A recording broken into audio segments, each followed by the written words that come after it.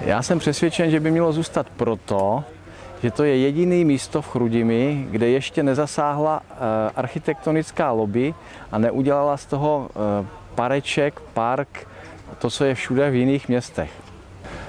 Když se občanské sdružení Machr za Chrudim Malebnou začalo starat o areál letního kina, tak nám škarohlídi říkali, tento areál nikdy nenaplníte.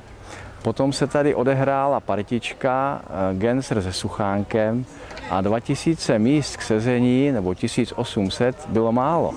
To znamená, pokud se podaří vrátit areálu letního kina ten statut, který mělo dřív, to znamená město obhospodařuje, zařizuje, dává dohromady kulturní program, tak si myslím, že areál letního kina bude využit do posledního místečka a stále.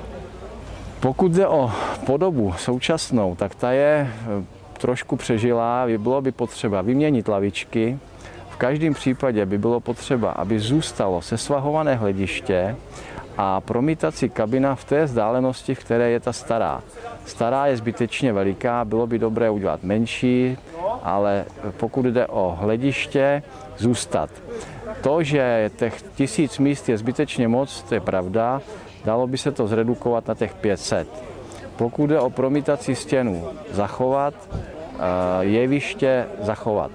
Za jevištěm vzadu, za promítací stěnou, je ideální místo na vybudování lezecké stěny a případně ohniště na akce. Rodina s dětmi si přichází do areálu letního kina odpočinout, opít buřtík a podobně. Investice v dnešní době budou potřeba, ale pokud si já osobně za ty 4 roky, kdy se staráme o chod areálu letního kina, pokud by se přesvědčila veřejnost, tak se dá udělat většina nebo spoustu práce takzvaně v akci Z. Já vím, že akce Z zní velice staromilsky, nebo dokonce v dnešní době, že už tak něco nefunguje. Kamarádi, kteří jezdí do světa, říkají, není to pravda, ve světě se na tomto principu dá udělat velice moc, proč by ne u nás v Chrudimi.